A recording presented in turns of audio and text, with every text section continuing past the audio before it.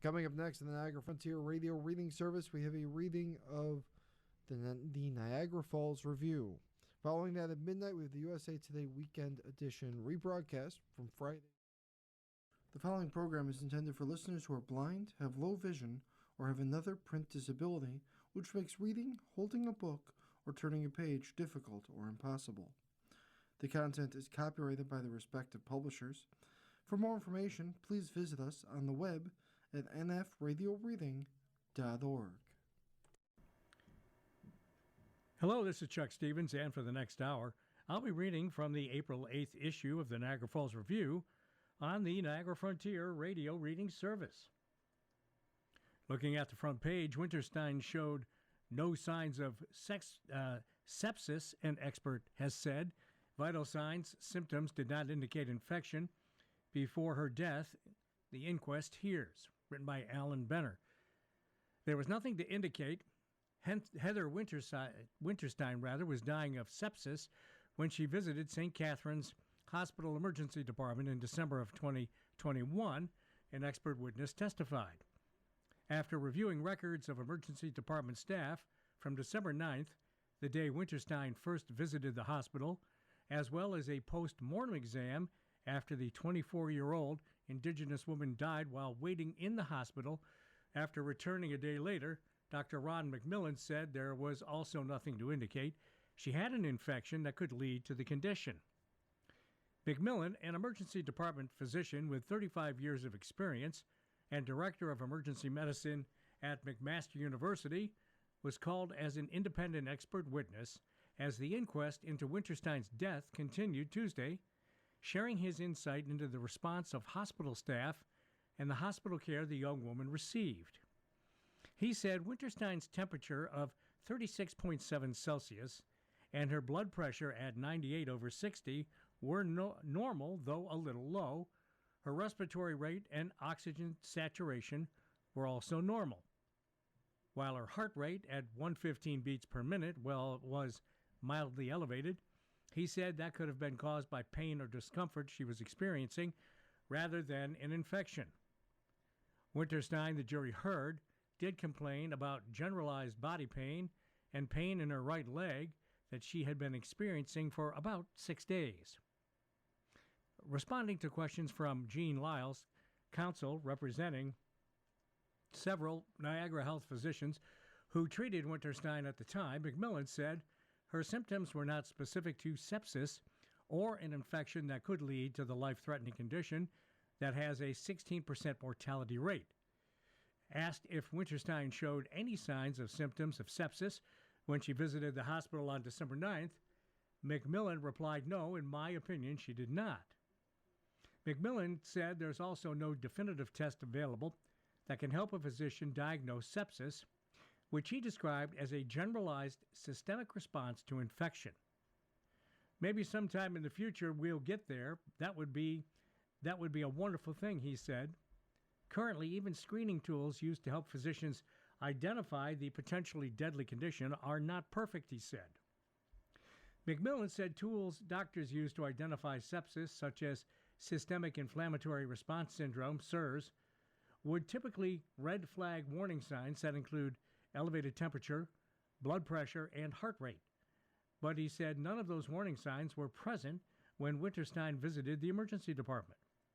Even if McMillan had symptoms that met the SIRS criteria, he said Winterstein still would not have been diagnosed with sepsis because an underlying infection that could lead to sepsis had not been identified.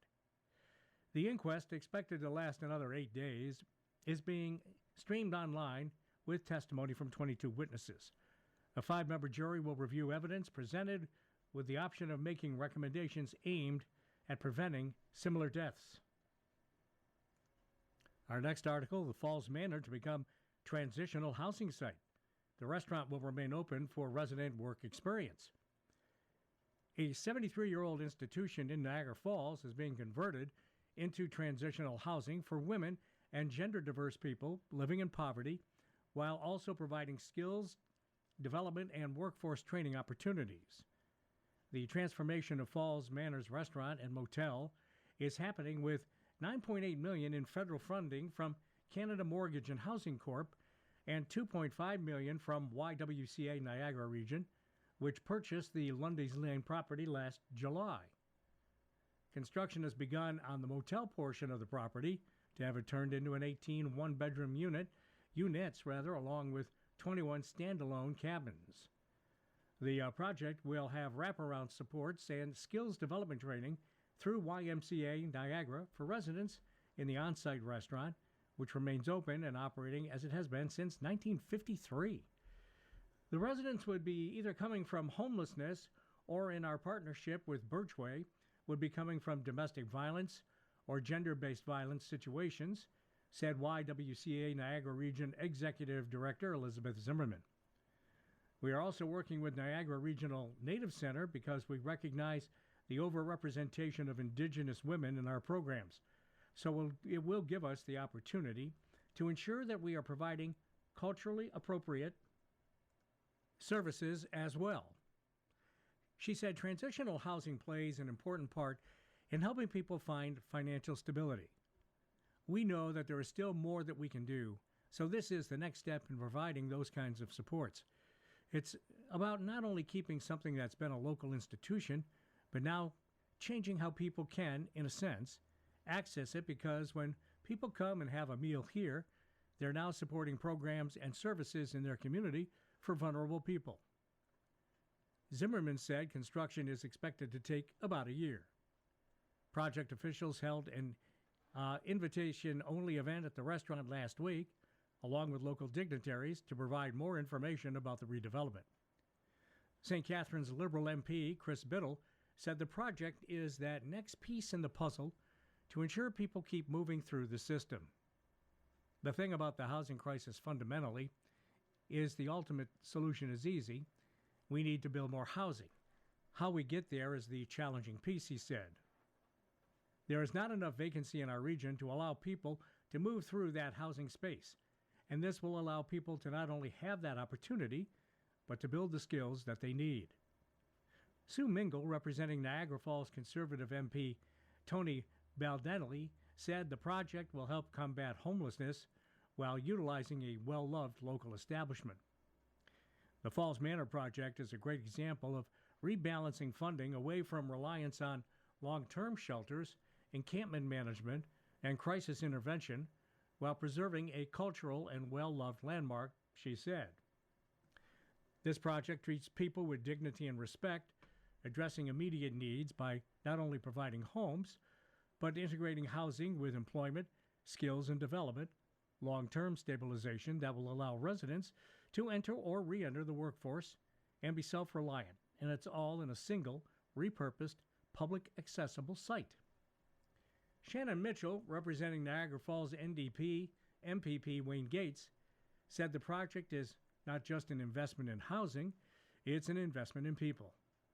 It's about creating safe, supportive places where individuals can begin to rebuild, regain stability, and move forward with dignity, she said. Mayor Jim Diodata said the Falls Manor project is a brilliant concept. Some of these women have been out of the workforce, and we're going to reintegrate them back in a safe environment where they're going to be able to learn and earn and be able to walk to work, he said, adding City Council recently waived permits and construction fees associated with the project. Dave Henderson of Claymore Design and Construction said the company is proud to not just be building bricks and mortar, but also hope. Hope for some of Niagara's less fortunate daughters, sisters, and in some cases, mothers experiencing food insecurity and homelessness, he said. Paul Perron, Director of Restaurant Operations and Social Enterprise, says he's worked at Falls Manor for more than 20 years. In that time, he has seen the restaurant pivot to keep up with demand or different trends, and now be part of a new chapter with YWCA Niagara Region. We're proud to be a part of something bigger. We're proud to see how the motel is transitioning into the new housing that's much needed in the community, said Perron. We're proud because we're going to make a difference. He said the restaurant has been known by many nicknames over the decades, including the Breakfast Place and Chicken Place, and is an institution in the city. However you know us, I can tell you one thing, that when you come to visit us here at Falls Manor, you're always going to get the same great service by the same great servers. You're always going to get to order off of the same great menu. You're going to be able to eat the same great food that families have been eating for decades here. And now you're going to be able to support the YWCA, the restaurant, and the community as well. Our next story from the Niagara Falls Review, iconic Canadian guitar gets high-resolution digital twin. Called Voyager, the instrument comprises 64 unique pieces. One of Canada's most historic and unique guitars is getting a digital makeover at Niagara College. Voyager, a guitar comprising 64 symbolic pieces gathered from across the country, is being scanned and digitized by the college's Walker Advanced Manufacturing Innovation Center. Once complete, the project will create a 3D model of the physical guitar for online users to explore. Neil Wilkinson, Associate Director of the Innovation Center, says the school's advanced scanning technology grabbed a very accurate digital image of the guitar, which has been converted into individual pieces over the past 4 weeks. Every peg in the headstock is an individual piece, he says. Once finished, we'll be digitally able to disassemble and reassemble the guitar. Established in 2017, the Innovation Center is a 1,395 square meter manufacturing lab, allowing local businesses, workers, and students access to technology and expertise. It features 3D printing, parts fabrication, and precision metallurgy. Built by George Rosani and creator Jowie Taylor, the Voyager guitar comprises 64 pieces of bone, metal, wood, and stone, representing each province, territory, and cultural community in Canada. Among its features are a sideboard of wood from John A. MacDonald's office, portions of a Massey Hall seat, a retired Maid of the Mist boat, and Maurice Richard's 1955-56 Stanley Cup ring. As part of the Six-String Nation Public Art and History Project, the guitar made its first public appearance on Canada Day 2006 on Parliament Hill in Ottawa. It has been played by hundreds of artists over the past 2 decades, including Leslie Feist, Stompin' Tom Connors, Colin James, Gordon Lightfoot, Bruce Cockburn, and Niagara artist Ron Sexsmith and Kurt Swinghammer. Taylor brought the guitar to First Ontario Performing Arts Centre in St. Catharines in 2016. He says the college's work will provide the perfect marriage of heritage and high tech. What the team at the Innovation Center is doing is nothing short of transformative for us, he says. For 2 decades, the only way to truly experience the stories baked into the wood and bone of this guitar was to be in the same room as the physical instrument. By creating this high-resolution digital twin, Niagara College is helping us break down those physical barriers. This scan is the bedrock of a new interactive experience that will allow a student in a remote community or a music lover halfway across the world to zoom in and explore pieces of the guitar. Wilkinson says the college facility hires about 6 co-op students per semester. It's providing those students an opportunity to take what they've learned in the classroom and apply it on a real-world industry project, he says, which has a client, a budget, time constraints, all the things that happen in the real world. He expects the 6-string guitar project to be complete in about 2 weeks, at which point Taylor will visit to do a run-through of what we've built and all that kind of stuff. You're listening to a reading of articles and features from the Niagara Falls Review here on the Niagara Frontier Radio Reading Service. Remember to grab our free app in your smartphone Play Store, download that, and enjoy easy one-touch operation to listen live and to access all your favorite podcasts. Our next story, the Welland Canal operations are fully restored. Track repair continuing following train derailment in St. Catharines. After more than a week of disruption following a March 30th train derailment in St. Catharines, vessel navigation has been fully restored in the Welland Canal through the Thorold flight locks. The derailment of 13 railway cars severely damaged tracks west of the canal by Glendale Avenue. It also resulted in rail cars being stranded on the West Railway Bridge over the canal to the north of the Twin Locks. Vessel traffic was halted on the canal immediately after the derailment, though it was eventually restored through the East Locks as that rail bridge was able to be raised on that side. On Tuesday, St. Lawrence Seaway Management Corp. Said the West Flight locks are now back in service following completion of repairs at the bridge by Canadian National Railway Company. Manager of Media Relations and Communications, Nicole Giroux, said service resumed at about 11:30 a.m. Meanwhile, GO Transit users continue to take buses as the remainder of railway repairs continue. On Monday, Metrolink said it is still running Route 12 buses between Burlington and Niagara Falls, with stops at Fairview Mall in St. Catharines and the Niagara Falls bus terminal. CN has not yet said when repairs in that area will be completed. The company said a non-dangerous good called polyethylene spilled from one of the rail cars in the derailment. The product is used in manufacturing of household plastics. CN said there was no danger to the public as a result of the spillage. Along with the canal, the incident resulted in a section of Glendale Avenue being temporarily closed. On April 1st, CN said rail service was partially restored. Crews remain on site for cleanup activities and some repair work on the south track. The cause of the derailment is still being investigated by the Transportation Safety Board of Canada, which deployed a team of investigators. Up next, research explores lives of Niagara's unhoused children. Brock University study taps an underexplored area. Matthew P. Barker, the reporter. Children from families experiencing homelessness in Niagara have much more to deal with than just not having a place to live. They face loss on multiple levels and experience setbacks that could affect them into their adult lives, said a new Brock University study. The 2-year study, Children's Experience of Homelessness in Shelter Living, was released March 31st. It involved 24 children from various cultures living in YWCA Niagara Region shelters, ages 5 to 14, who attend after-school programs run by the organization. 8 of the child participants were girls and 16 were boys.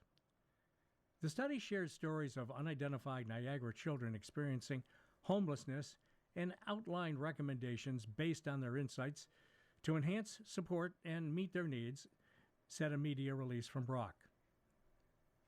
6 main themes in the report with recommendations: child supportive shelter and security, shelter programming, which includes specific programming for older children, support relationships and connections with animals, Wi-Fi and other resources such as food, games, and pop culture experiences, a nuanced consideration of children's lived experiences, strategies for addressing stigma. Throughout the study are quotes and art from participating children and YMCA staff who work at the after-school program. These editions offer insight into the painful experiences the children face and their resilience. For instance, one child talked about an experience at a shelter when there was a car with bullet holes. The car window was broken and the cops were here last night at 10. Another shared what it was like to be always on the move. We used to live in a bunch of hotels. It wasn't too good. I didn't like it too much because you were tired of cleaning up and moving and cleaning up and moving. One addressed the stigma felt by children in shelters while attending school. Why would I tell anyone where we live? The study was presented by Rebecca Robbie and Christine Tardif-Williams, professors of child and youth studies, with PhD students Erica Allegria and Frederick Apong. Researchers observed several challenges children experience, from overall health impacts to life disruptions, to how poverty played into their homelessness experiences and created instability and uncertainty, anxiety, and a disconnect from their home community. This is an underexplored area of research, despite its importance at a time of high levels of homelessness in the Niagara region and across Canada, said the introduction to the study. They're leaving everything behind the very things they draw support from, their friends, neighborhoods, communities, pets, the things that bring support, said Tardif Williams. We were struck by how they try to recreate that, to gain some and build some new experiences with people in the after-school program, thus making the after-school program so important in their experience. Other aspects of how children coped with loss of their community was by use of online gaming. It's easy to say, oh, they're on the computer a lot, but a lot of times when they're on computers, they're interacting with friends they may have left behind, said Robbie. The program itself we were working in provided opportunities for kids in similar situation to hang out with each other, which is really important, especially given the stigma. The research resulted in the identification of several themes around the challenges children face with shelter living, as well as overall difficulties related to family homelessness. The research also highlighted strengths children often display while taking part in YMCA of Niagara after-school programs. Elizabeth Zimmerman, Executive Director of YWCA Niagara Region, said she has seen homelessness increasing among families in Niagara. There has been a continuing increase with the cost of housing, access to housing, and the cost of living, so we are seeing a steady increase in the number of families experiencing homelessness, she said. Niagara Region's 2024 Niagara Counts report, released in October that year, said 101 children from younger than 1 up to 15 years of age were identified as experiencing homelessness in the Niagara region. A factor in the rise of homelessness is the stagnating wages, Zimmerman said, along with the rising cost of living and the actual cost of housing, which has outpaced wages in recent years. Zimmerman said the information presented by researchers affirmed what I suspected, that this is a very disruptive experience for children, which can affect them into adulthood and lead to chronic homelessness. It makes sense when the fact children are having to leave their home communities and school. This is a very disruptive experience, and now you layer in homelessness.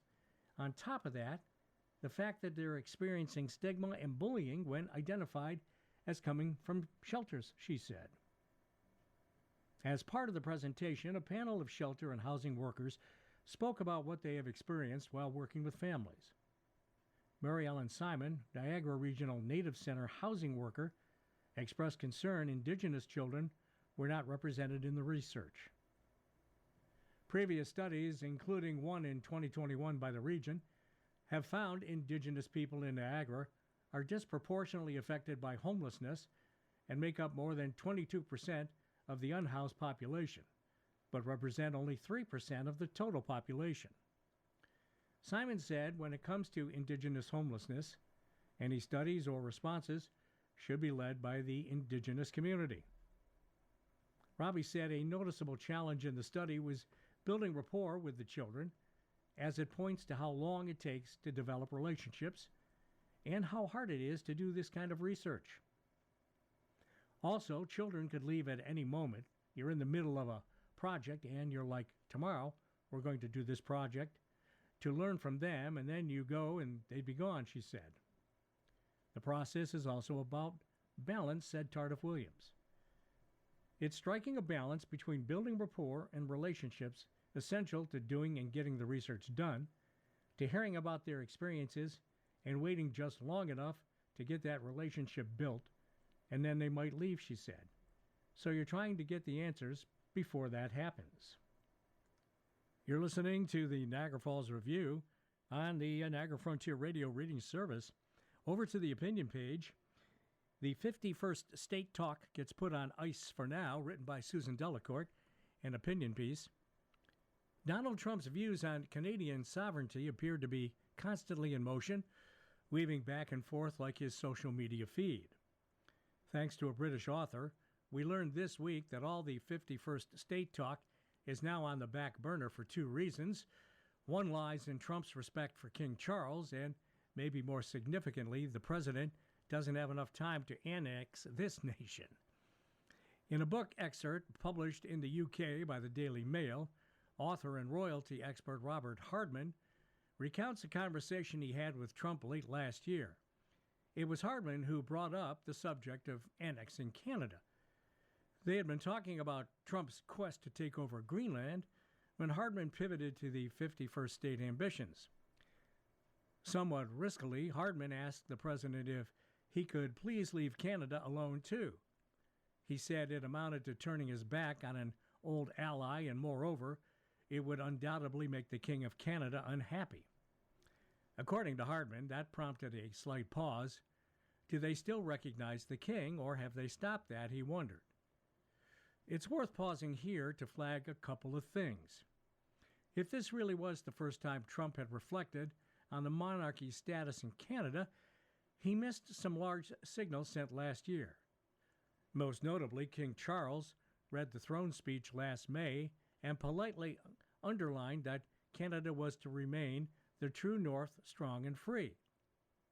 That was largely interpreted as the king telling Trump to cut it out on the annexation talk. Perhaps Trump wasn't listening that day. Similarly, perhaps the president's attention was elsewhere when King Charles made a flurry of symbolic gestures in the months after the 51st state talk seemed to be on the rise, planting a Canadian maple tree at Buckingham Palace, for instance. So maybe Canada can thank Hardman for reminding Trump that when he threatens Canada, he threatens the British monarchy that he so admires. But it should also be pointed out that the president has not stopped taunting Carney as the future governor of Canada, which he did as recently as last month, a good few months after he talked to Hardman. Just a couple of weeks ago, American podcaster Joe Rogan told Pierre Bolivar that he too had chatted with the president about the 51st state idea and was told that Trump started it as a joke but got more serious about it the more he thought about the prospect. Justin Trudeau took it seriously. As the Toronto Star reported at the time, Trudeau told a closed-door audience last February the president talked to him about dissolving a 1908 treaty that fixed the border between our two countries.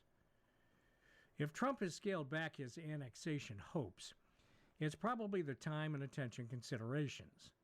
He sounds almost a bit bored with the whole prospect when Hardman recounts him saying, I suppose the Canadians have got 200 years of history and all that "Oh, Canada" thing. You can't deal with that in 3.5 years. I guess it's not going to happen. In a new book titled Trump's 10 Commandments, Yale management scholar Jeffrey Sonderfeld dissects how the president operates and how to deal with what he calls the perpetual motion and wall of noise that Trump uses when he wants something. Sonnenfeld suggests that since Trump is such a one-man show, the best response is collective action and coalitions. We've seen some of that unfolding here with Carney's Davos speech in search for other trading partnerships. We've also seen it within the Canadian population itself, with some renewed patriotism, what Trump calls the "Oh, Canada" thing. It would be nice to think that Trump really has lost interest for his 51st state ambitions, but as we know, he does change his mind. So maybe King Charles could put in another word for Canada when he visits the U.S. later this month, while we keep up the "Oh, Canada" thing here. Opinion by Susan Delacourt. She covers national politics for the Toronto Star. You're listening to the reading of articles and features from the Niagara Falls Review on the Niagara Frontier Radio Reading Service. Our next article, also from the opinion page, We Have a Gap in Menopause Care, written by Karma Stanley. Recently, I met a woman who thought she was burning out. She was exhausted all the time. She couldn't focus at work. She was waking up in the middle of the night and watching the ceiling for hours. Most days she felt anxious for no clear reason. Some days she barely felt like herself at all. She did what most people do. She tried to push through. When that didn't work, she searched online trying to connect the dots.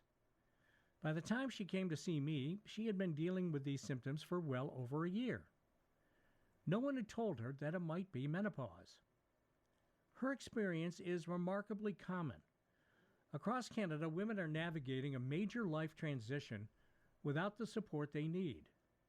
As a nurse, I hear the same story in clinics, workplaces, and homes. Women in their 40s and 50s struggling with fatigue, brain fog, disruptive sleep, anxiety, and mood changes, trying to make sense of it on their own. These symptoms often unfold at the same time as many are juggling caregiving responsibilities and career pressures, layering additional strain onto daily life. I have spent more than a decade in emergency departments and community-based primary care. As a clinical nurse manager at Green Shield, I now support working Canadian women in navigating and addressing their menopausal symptoms. What I see every day is a gap in how we respond to women's health needs. Part of the problem is a broad lack of awareness. Some women do not initially recognize their symptoms as being related to menopause, or if they do, they assume they're not treatable. Many are unsure where to seek help.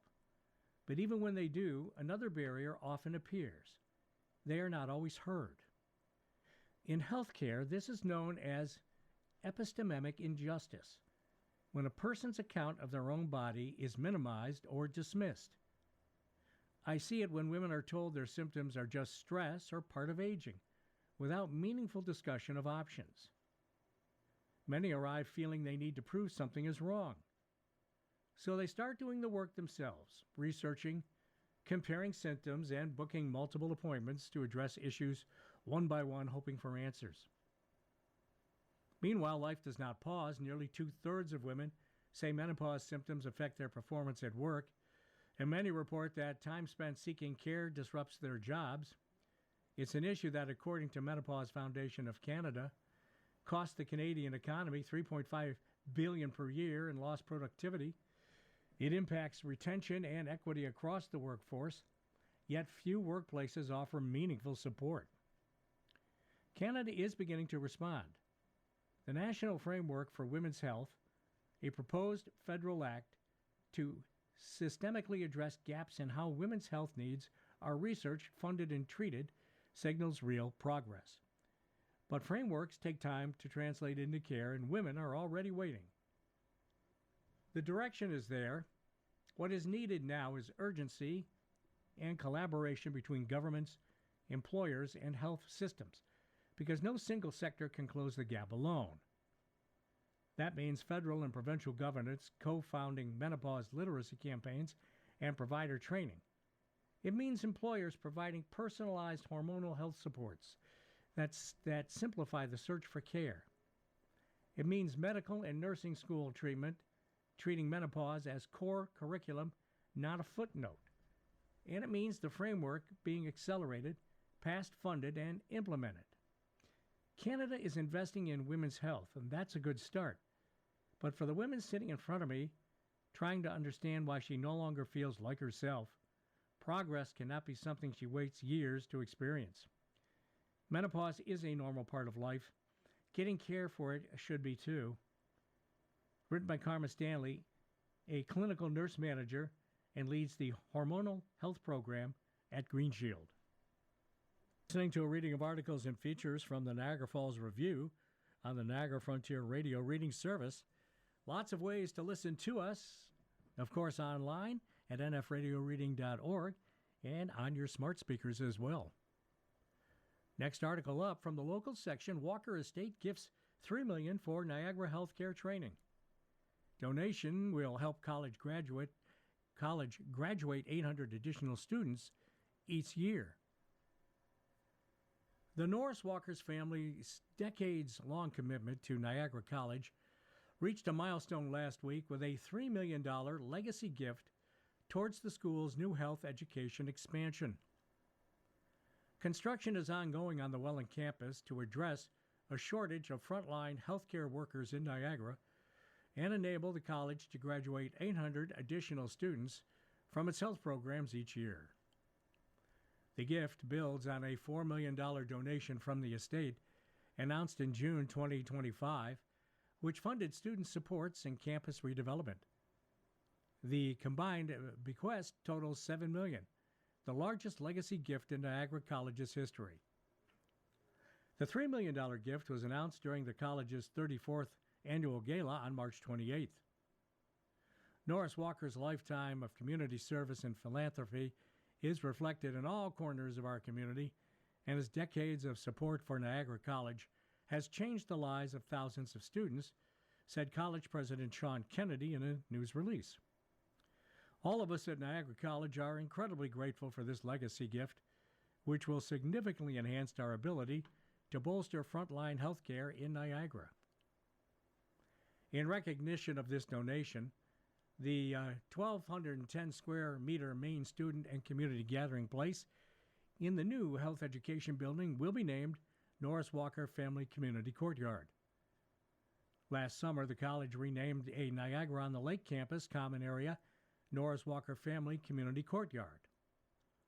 We're incredibly grateful to donors like the Norris Walker family who understand the lasting impact their support has on students' lives, said Gord Arbo, Vice President of External Relations. Gifts like these help Niagara College expand classrooms and labs and support more students to successfully graduate and fill the growing healthcare workforce shortage. The $7 million legacy gifts add to the Walker family's philanthropic portfolio at the college, which includes $1 million from the estate of Marilyn Walker in 2019 that established Marilyn I. Walker Center of Excellence in Visual Arts and Technology, a $1.2 million donation in 2015 to support the Walker Advanced Manufacturing Innovation Center, the establishment of the Norris and Marilyn Walker Scholarships in 2004. My parents recognize the important role that Niagara College plays in economic and social development in the community, said Sheila Bonapace. They also believe that every student should be given the opportunity to reach their full potential through education. It's wonderful that our family legacy will continue to support students for years to come. Expected to be completed in 2027, the health expansion will double the capacity of the college's community dental clinic to serve 3,000 patient visits annually and provide a new enhanced home for the Mahal School of Nursing alongside advanced paramedic, pharmacy, dental, and virtual reality simulation labs designed to mirror real clinical environments. The building will be the largest mass timber structure in Niagara and will connect to the existing Applied Health Institute. The Walker family joins several other partners in supporting its expansion, including Myhall Family Foundation, Haj Ahmad Family Foundation, and the late entrepreneur Wally Bamford. Norris Walker, who died in January of 2024, was a fourth-generation business owner and philanthropist. The college said while Walker was a steadfast supporter of post-secondary education in Niagara, he also supported organizations across the region, including the Walker Family Cancer Center, Hotel de Chèvre Hospital, Shaw Festival, Wellspring Niagara, Pathstone Mental Health, Niagara Symphony Orchestra, and more. The college said more than 670 guests attended its annual gala, raising funds for the health expansion, as well as 25 student scholarships, including 6 new student awards established this year. Launched in 2024, Niagara College's Together campaign is the largest fundraising initiative in its history.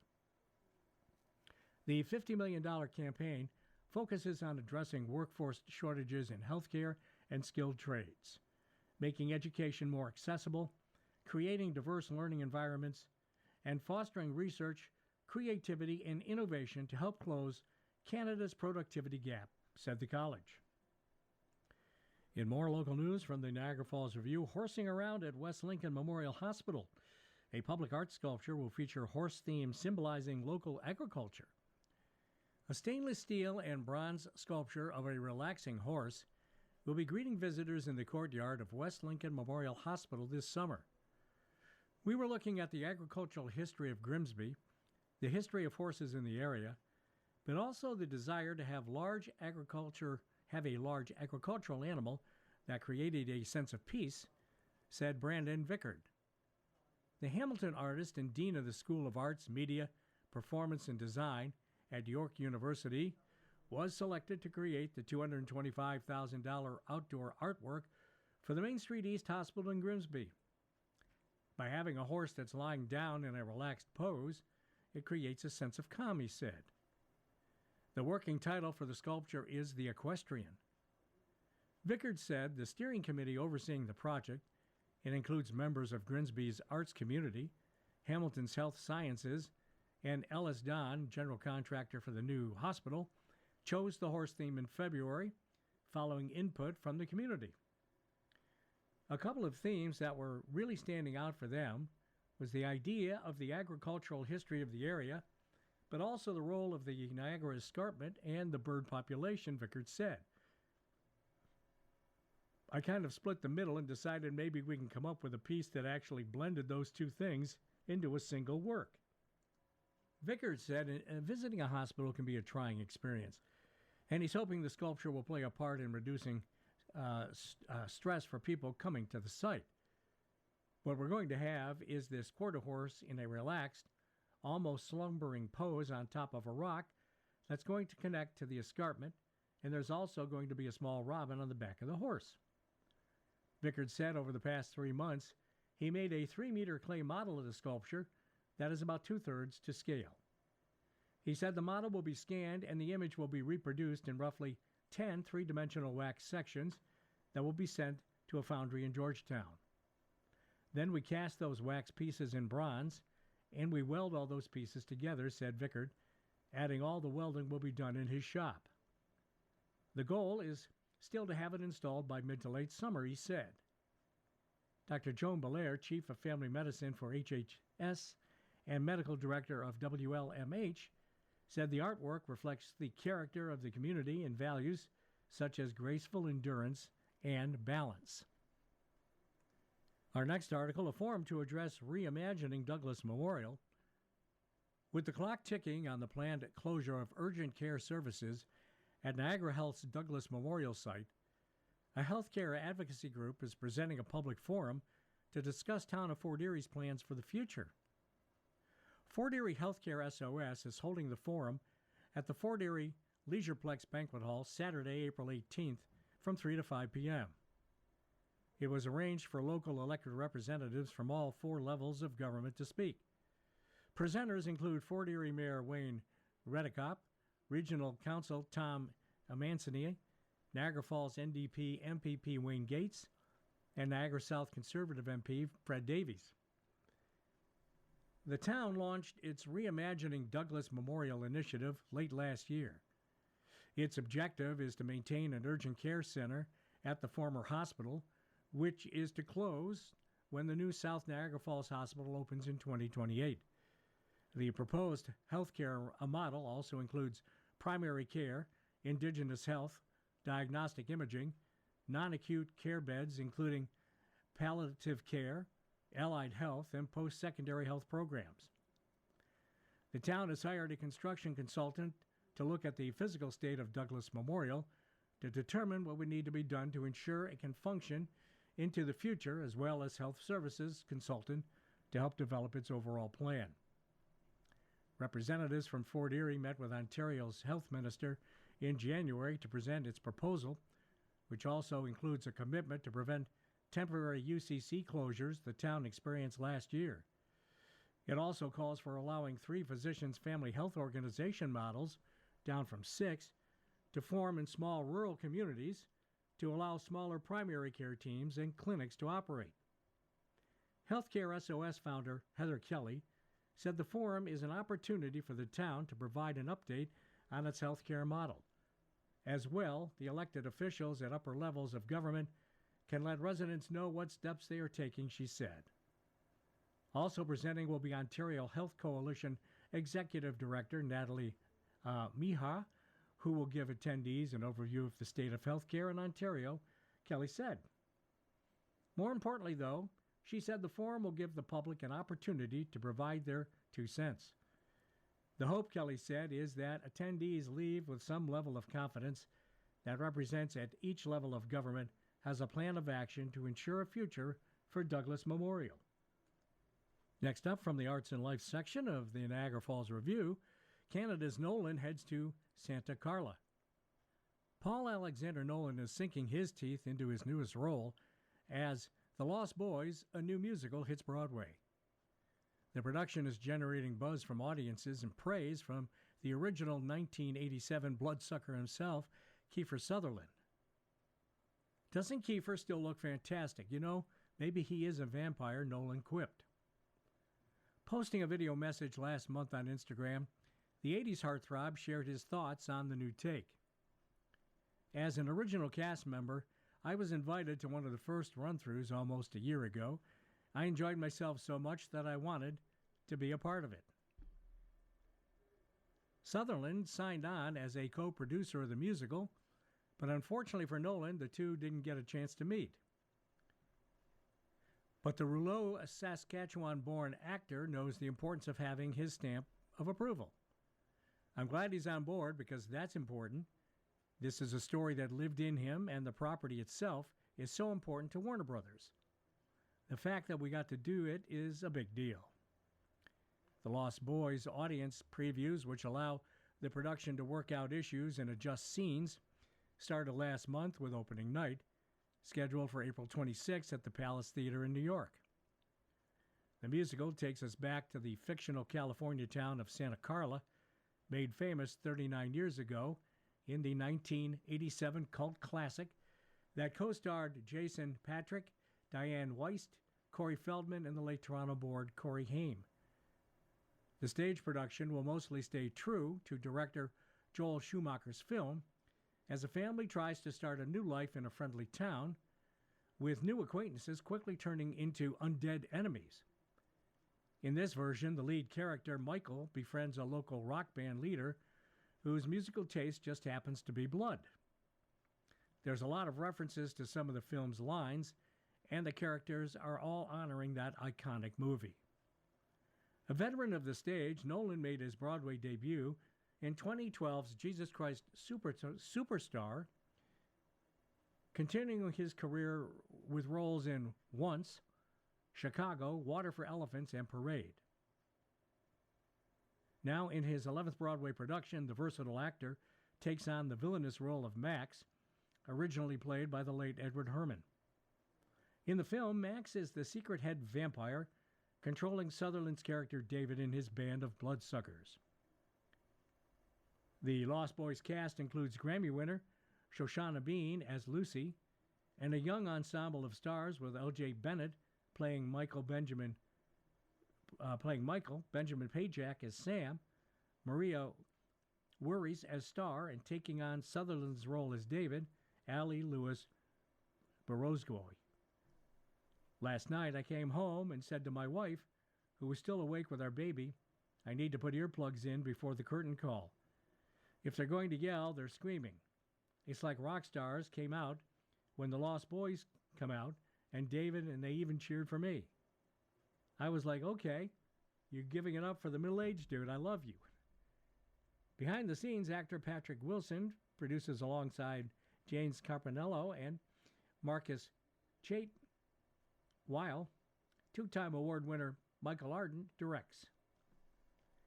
Nolan worked with Arden in the 2023 production of Parade, which won Arden a Tony for Best Direction and Best Revival of a Musical. So does that mean a Tony nomination could be in store for the Lost Boys cast? Nolan said that it would be tremendous for the cast and director. There's a lot meaning to it from a business sense. It's important because it's advertising, he said. I have particular pride for Michael Arden because he deserves every accolade. He's that kind of person and that kind of artist, and he's just been hitting home runs for a long time, and finally been acknowledged for it in succession. Of course, with every Broadway hit, the songs have to be powerful and memorable. The Lost Boys' music and lyrics were written by Los Angeles-based rock band The Rescues, their first foray into the Broadway world. There isn't a dud in the show, Nolan said. While joking, he was even mad at how good their writing is because they had never written one before and made a solid musical. All of the double entendres and nuances and, 80s pokes and the vampire nuances are also tasteful and clever. I cannot say enough, I love this music. The Rescues follow in the footsteps of Gerard McMahon, who wrote and performed the very memorable gothic rock theme song Cry Little Sister for the 1987 film. Adding to the buzz surrounding the musical, Nolan says the production is nothing short of incredible, with multiple performers taking to the air. You don't see flying in a lot of shows, he said, giving accolades to the Lost Boys design team, which have 5 or 6 actors lifting off the stage at one time. It takes a lot of planning, and it's paying off because it's gorgeous. More now from the April 8th edition of the Niagara Falls Review. From the Canada and World section, the PM breaks down Ottawa's $51 billion infrastructure plan. The next 25 and 30 years is going to be a great time to be in the trades. The federal government will address infrastructure gaps across Canada with billions of dollars in funding over the coming decade, Prime Minister Mark Carney said on Tuesday at a news conference in Brampton. Carney used the event to break down how his government plans to dole out $51 billion in the Liberals' Build Community Strong Fund. The new pot of money was first announced in the 2025 budget, which became law last month. Ottawa plans to nearly double the rate of infrastructure investment in Canada over the next 8 years compared with the previous 8 years, Carney said. He teased that future announcements are coming on initiatives for skills training and apprenticeships and urged youth to consider a career to support the infrastructure agenda.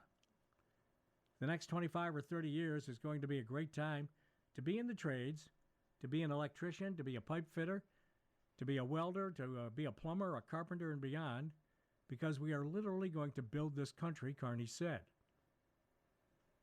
The Building Community Strong Fund includes $27.8 billion over the next 10 years for infrastructure such as roads, bridges, water, and sewer systems, and $6 billion for other major local projects like building retrofits and community centers. First announcement under this local stream was $64 million for a new recreation center and park in Brampton. The federal government announced $300 million in funding for 13 total projects later in the day, more than a third of which will go towards water and wastewater systems, underpinning new housing developments, and more. The federal government launched a webpage Tuesday allowing municipalities and other organizations to apply for a new project funding under this stream.